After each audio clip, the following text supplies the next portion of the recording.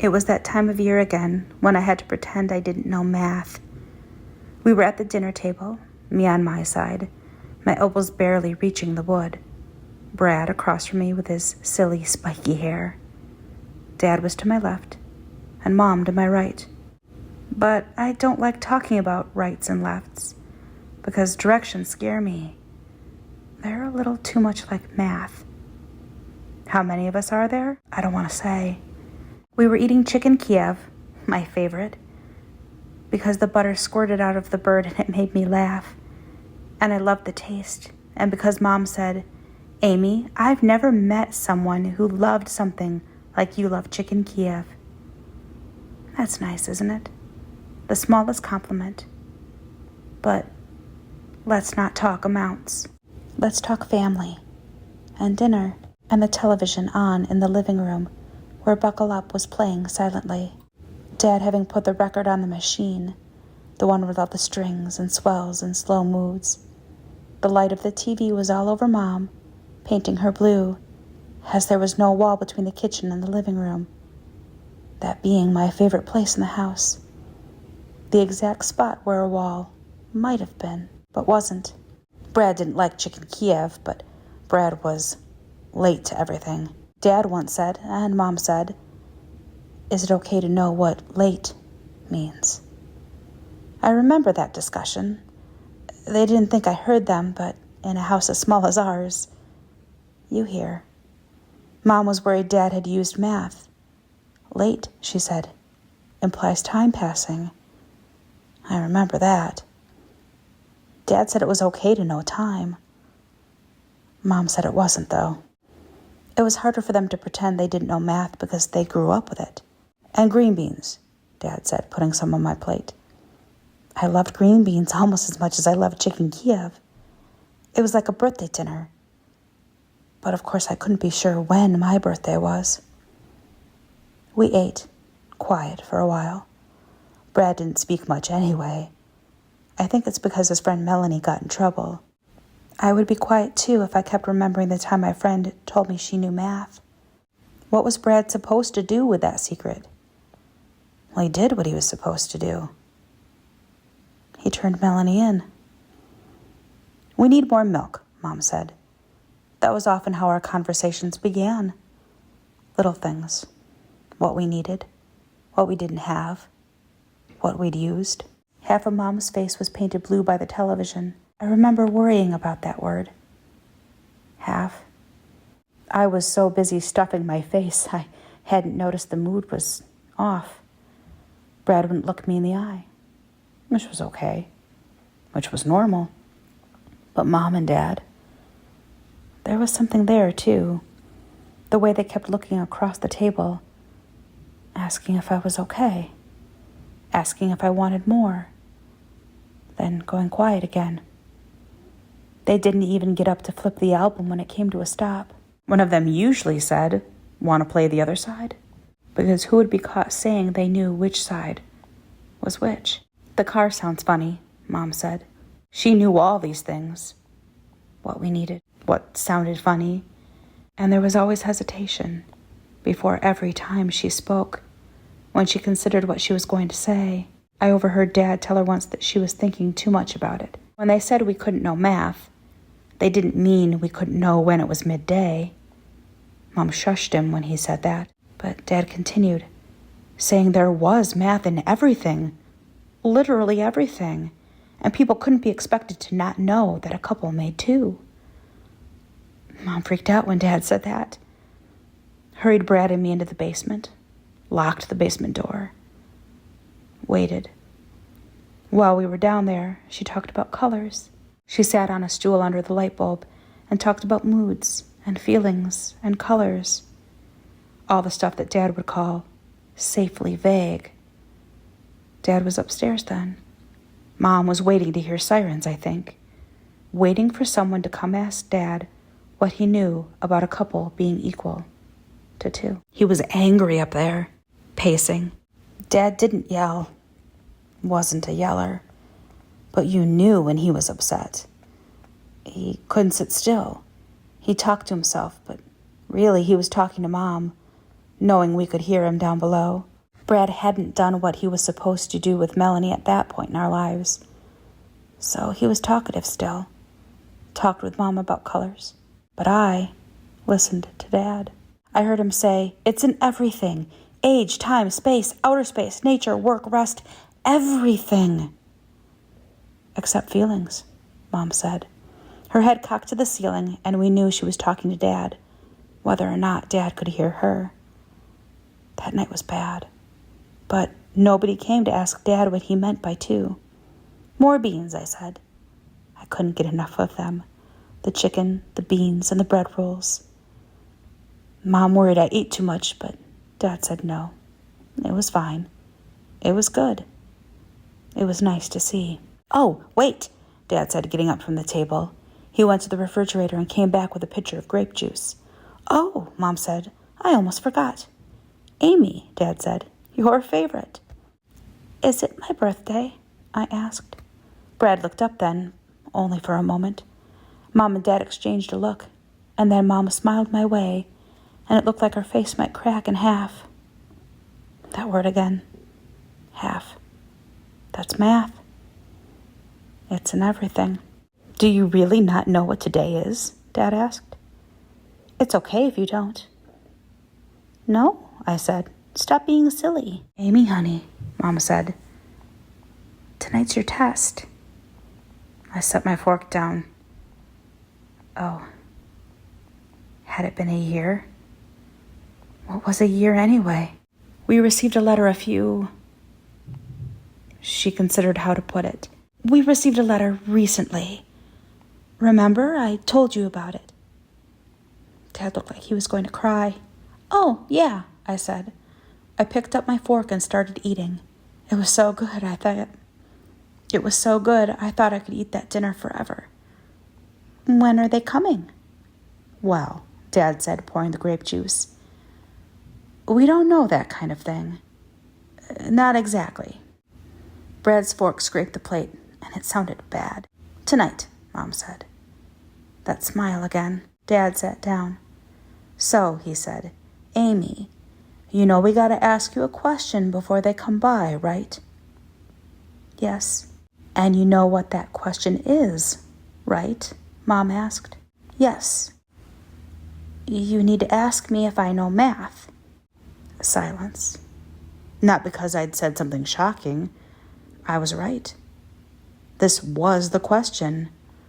But because now that I'd said it, it had kind of been asked. And they were waiting for the answer. Even Brad. How could they not know if I knew math, right? Well, I think it has to do with kids being young and getting into things. And who knows what they do all the time, and what they think, and what they pick up, too. Maybe even what they teach themselves. And that's what I'd done. I'd learned math on my own. It wasn't from a book. It was from listening closely to Mom and Dad. They used numbers all the time, even when they didn't mean to. Dad was right, of course. There was math in everything. And if you kept quiet and listened, you could hear it. Math. Want an example? One night in Mom and Dad's bedroom. A storm outside. Brad and I were in bed with them. And Brad asked if we could stay that way forever. If we could stay in their room and make jokes and watch television. Dad said, "No, Brad. One day you won't need us. One day you'll be on your own 2 feet. You catch that? Of course you did. One day, 2 feet. Brad had 2 feet. I suppose that meant I did too. Mom didn't catch that one. She didn't catch a lot. Like when I asked her if we could get a dog. And Mom said, "Can you imagine a 4-legger in this tiny house?" 4. The numbers came to me like this, over time, and I was open to them. I learned 2, 4, 7, 3, 9, 1, 8, 5, 6. In that order, I think. I don't know for sure if there is an order. I think there is. Because I know we have 8 shoes. 2 each. See? It's math. Mom used to smile and ruffle my hair and tell me I was cute the way I liked to play with all our shoes. But I was adding. I was subtracting. I was learning there on the carpet. I wondered how Melanie learned math. I wondered what she looked like when she told Brad she did. No, I told them. A lie, of course. But I didn't want them to have to do what they were supposed to do. And not just because I didn't want to be taken away. I didn't want Mom and Dad to become quiet, like Brad became quiet because of doing what he was supposed to with Melanie. So, no math. That's good, Dad said. But they exchanged another glance, and I knew they knew. Is there dessert? I asked. Of course, Dad said. Are you done with the chicken? No, not at all. I just wanted to know. Amy, honey, Mom said. Can I ask you another question? Yes. How many forks are you holding? They knew. I don't know, I said. My fork? Brad was staring at me now. Mom and Dad couldn't stop with the worried glances across the best dinner of my life. Amy, Dad said. How many fingers am I holding up? He held up 3. Don't do that, Mom said. Come on, Dad said. Please, Mom said. Use a different example. Terrible silence then. The kind when you knew. Dad felt really bad inside. How many windows are in your room, Amy? Dad said. Just stop it, Mom said. She got up and went to the refrigerator and opened the door. Dad eyed me, sadness all over his face. He looked like he still wanted an answer. The answer was 1. It's just the window, I said. I don't know. Dad nodded, but kept his eyes on me as Mom came back from the fridge and said, We need cheese. I think Mom did this. Took stock without numbers, to constantly prove to herself and the world that she didn't know math. Because if she and Dad didn't, how could Brad and I? This is the best meal of my life, I said. I gobbled up more chicken and beans, stuffed half a roll in my mouth, and washed it all down with grape juice. Mom sat down again, half of her in blue.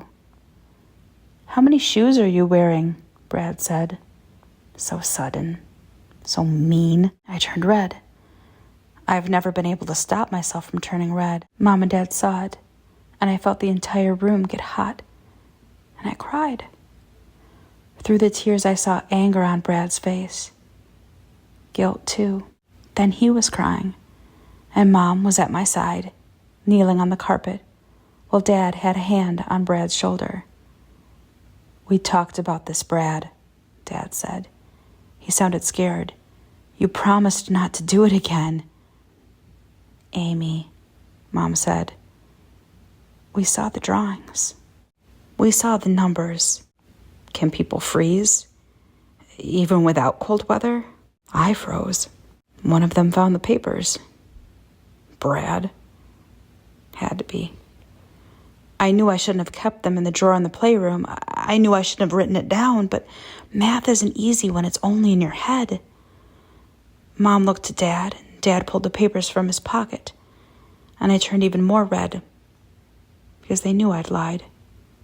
They knew I knew math. Dad went to the record machine and flipped the album and came over to my side of the table and knelt there too. Mom on one side, Dad on the other. But I don't like to say right or left. Listen, Dad said. Tonight you're going to learn an important lesson, okay? I nodded, but I didn't feel good. I kicked at Brad under the table, but my leg didn't reach him, and all I did was kick the table and knock over my juice. Dad was sweating. Stop it, Mom said. You listen to your dad right now. This is the most important conversation of your life, Amy. Okay? But it wasn't okay. They'd caught me lying. I couldn't stop turning red. I'm going to tell you why it's good that you lied, Dad said. This surprised me. Good, I said. Yes, very good. There's no changing what's been done, okay? He was talking quiet, his mouth near my ear. You learned it. That's what happened. No changing it. He got quieter with each word. Is that math? You lied, he said. And you did a good job of lying. If we didn't know better, your mom and I might have believed you. Dad looked to Mom. She didn't look like she might have believed me. And when they come tonight, Dad said. Now his lips did touch my ear. You're going to lie again. I looked to Brad, saw he was still crying, pretending to eat now, though. The chicken on his plate looked good. The whole meal, so good. Really? I said. It's what I'd planned on doing, of course. It's what I was going to do. But Dad, Mom, Brad, it's not what they were supposed to do. They were supposed to tell them I knew math. Yes, Mom said. Just like that. Urgent. Her lips touched my other ear. You're going to pretend you don't know math. I didn't tell them I did that last time, too. Did they know? Could they tell how old the paper was? The paper in Dad's pocket. Burn it, Mom whispered. The album played. Dad nodded. He got up and went to the stove, already on for the chicken, and put the papers inside. Despite everything that was happening, it made me sad. The idea of all that being burned up. That was an amazing time for me. Me and my shoes in the playroom. Then Dad was back beside me, and both his and Mom's lips were touching my ears. Their questions will be harder. They'll try to trick you. Answer like you answered me before. You don't have to answer fast. Take your time, not too much time. I smelled the pages burning. Hey, I said, but there was a knock at the door. Mom shot up. Brad wiped the tears away, and Dad kissed my ear before rising. I'll get it, Dad said. I looked at my plate, to the chicken, beans, the best meal of my life. Mom sniffed the air and looked to the oven. Dad opened the door. Hello, he said. We were just having Amy's favorite meal. Come on inside. There were 6 of them. Sorry, but there were. They dressed like they dressed last year. Shirts and ties, coats and hats. No beards, no rings. I worried they might be able to tell I knew what 0 meant. Evening, ma'am, one of them said to Mom. Mom nodded. Dad and Mom hated these people. They wanted to kill these people. They would if they could. Brad kept his eyes on his plate. Do you mind? The man said. He wore glasses, removed his hat. He was older than Dad. Is that math? Not at all, Mom said. But she did. You could hear it. The man picked up Mom's chair and brought it over to me. Another man sat in Dad's chair. Another stood by the door. Another stood by the front window. Another stood where there was no wall between the kitchen and the living room. And the other went deeper into the house. See? 6. Amy, the man with glasses said. How many fingers am I holding up? He held up 1. I looked at it, saw the wrinkles where his finger bent. Counted those, too. I don't know, I said. I laughed a little. It's your finger, I guess. How many people are in your family? I looked to Mom and Dad, Brad. They all looked back. There was sweat at Mom's hairline. I don't know, I said. I giggled nervously. They're my family is all. How old are you? This one I didn't know. I don't know. I'm a kid. How many hours do you sleep? This one I sort of knew, because Mom and Dad talked about time more than they realized they did. They said things like afternoon and midnight, and you could start to work your way out from there. I don't know. I sleep. Are you afraid of the 2 men in your living room, Amy? He almost tricked me. He was so close. I looked at the man on the couch but stopped myself before looking to the one at the window. That would mean I knew, too, right? 2, I said. I shouldn't have said it. I was being obvious. I should have just said I don't know. How many times does Mommy tell you she loves you at night? Almost got me again. 1. She said it once. Every night. I don't know. I love you, Mommy. She looked away. I saw more sweat on her cheeks. The man who stood where there was no wall sniffed the air. He looked to the oven. What's in there? He asked Dad. Dad looked to the oven. Where? The oven? The man on the couch spun to look. They all did. Even Brad. Yeah, the oven. We made chicken, Dad said. Amy's favorite. That's not chicken, the man said. Then the man who was in Dad's chair was up, and he went to the oven and opened it and looked inside. Is there a number for when numbers don't end?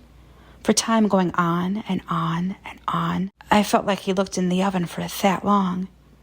He closed it. Nothing, he said. 0. One more question, the man with the glasses said. Good, I said. The room went quiet. They all looked at me. Everyone. Why is that good? He asked. And I knew he tricked me. I'd showed him I knew what one more meant. I turned red. I couldn't stop it. I'd never been able to stop from turning red. Amy, Dad said. The man by the oven shook his head no at Dad. Amy, Mom said. The man who stood where the living room met the kitchen held up a hand to keep Mom quiet. The man in the glasses, though, he just waited for my answer. Amy, he said. I don't know why good, I said. I just said it is all. The man on the couch made the music on the record machine stop. Amy, the man with the glasses said. Do you know math? I did know math, and I knew it, and I liked it too. It was fun, counting the objects in the house, taking one away, counting them again. It was fun, thinking of things in halves and wholes as 9, 8, 5. It was fun, measuring things in the house by shoes, stacking up shoes, marking the wall, stacking them again until I'd reached as tall as me. I was 9 shoes tall, 4 times over. Isn't that fun? Dad told Mom once that we couldn't know math because math was science's older brother. Brad was my older brother. Sometimes I worried I didn't know Brad. Does anyone in this room want to do what they're supposed to do? The man in the glasses asked. I don't know math, I said. But he only waited for my family to answer him. What do you mean? Mom asked. Amy doesn't know math. But the man just looked to Dad. This is madness, Dad said. Amy doesn't know math. She's a child. He looked to Brad. And you? Do you want to do what you're supposed to do? Brad looked to me, looked at his fork, looked to the man with the glasses. I could tell he was thinking of Melanie and the time he did what he was supposed to do. Amy doesn't know math, Brad said. The man with the glasses stood up. He put his coat on. The other men did the same. Thank you, the man with the glasses said, for having us. Then they were out the door, and Dad closed the door behind them. There were 6. Now 0. We sat in silence, and I looked at my plate. The best dinner of my life. Chicken Kiev and beans and dinner rolls. Grape juice, too, but spilled across the table. Dad went to the record machine. How about dessert? Mom said. Her voice shook when she spoke. Yes, I said, dessert. Brad stood up. Brad? Mom said. Brad, Dad said. I looked at my plate. I'm doing what I'm supposed to do, Brad said. Brad, Mom shouted. But Brad was already out of the kitchen. Dad must have ran there before they fought near the front door. Then Mom was there too. I looked at my plate. Dad shouted, and someone hit someone. And Mom screamed that Brad said he would never do what he was supposed to do again. I looked at my plate. The front door opened. Dad and Mom shouted. I looked at my plate. I thought how amazing it was. The chicken, the beans, the bread. There was even a little grape juice left in the glass. Enough for a sip, anyway. Outside, Brad shouted to the men who had left our home. Sirens. Mom and Dad shouted too. I heard my name. I heard math. Brad did what he was supposed to do while I stared at my plate. Even when the men came back inside, even when they crossed the living room, heading toward me alone at the table, I stared at my plate. Chicken Kiev, green beans, bread rolls. It was the best meal of my life. She knows math, one of them said. 1. They knew, a second one said. Second. 2. Even as they carried me out, past where there was no wall between the living room and the kitchen, I stared at my plate. "I love math," I said, and it felt good to say. Good like the meal. The best meal of my life. It's that time of year again, where the darkness feels that much darker, and every creak and groan of your house feels that slight bit more unsettling. It's that time of year where your sense of fear and dread creeps more deeply upon you, and your fears are suddenly heightened. But there's no need to fear. We have the perfect solution for you. Spooktober 2024 is once again sponsored by VENATOS. As you all know by now, VENATOS offers the topmost quality in gaming equipment. And with their top-rated customer service, you won't have any buyer's remorse nightmares, even if you live on Elm Street. You can avoid the terror of added fees because VENATOS ships free to the United States, Canada, and hell. Well, Hell, Michigan, that is. What are you waiting for? Go to venatos.com today. Still scared? How about you use code PRESSSTARTMOM at checkout and save an additional 10% off your order? That should keep the monsters at bay. For now.